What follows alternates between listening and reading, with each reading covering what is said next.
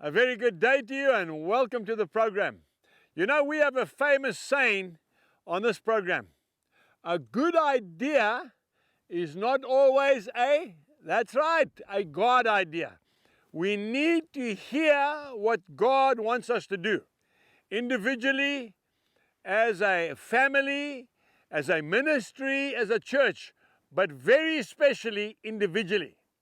There is no excuse when you say, I don't know what to do. It means you're not spending time with God. I really mean that, folks. Some people are very lazy when it comes to hearing from God. I've got no problem with prophets. There are prophets.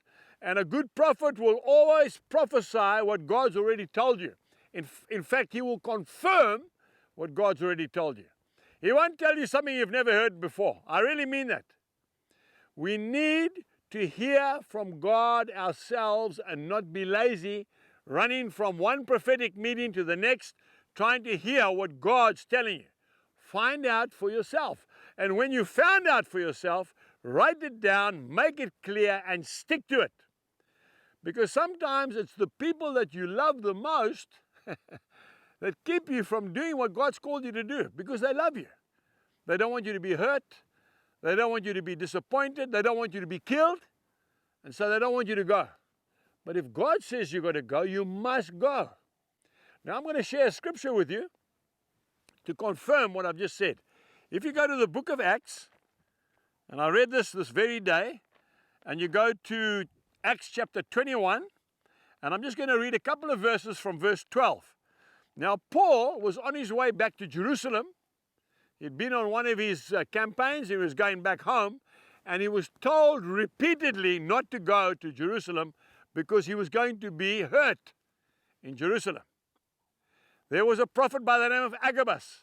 He came and he took Paul, the apostle's belt, off him, and he tied up his own hands and his feet as an action about what was going to happen to him if he went to Jerusalem. Then there were those virgins who were prophetesses. They said, if you go to Jerusalem, you're going to get yourself into serious trouble. And what did Paul do? He went to Jerusalem. Now, when I was a young Christian, I was in a Bible study of mature people. And these people were saying that Paul was disobedient. And I couldn't understand this.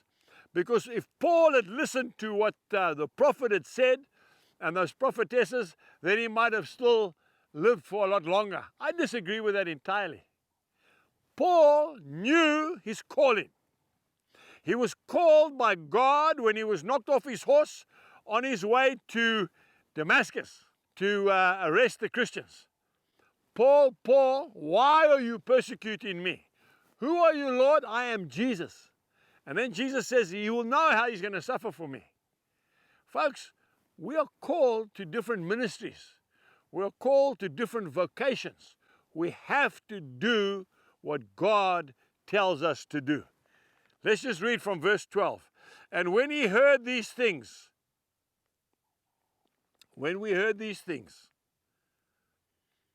both we and those from that place pleaded with him not to go up to Jerusalem.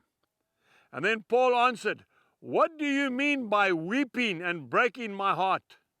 For I am ready not only to be bound, but also to die at Jerusalem for the name of the Lord Jesus Christ. So when he would not be persuaded, we ceased, saying, the will of the Lord be done.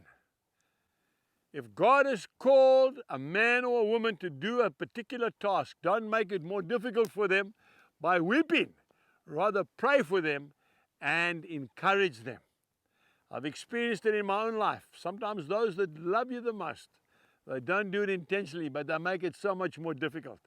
Let's hear from God and obey his word. Goodbye.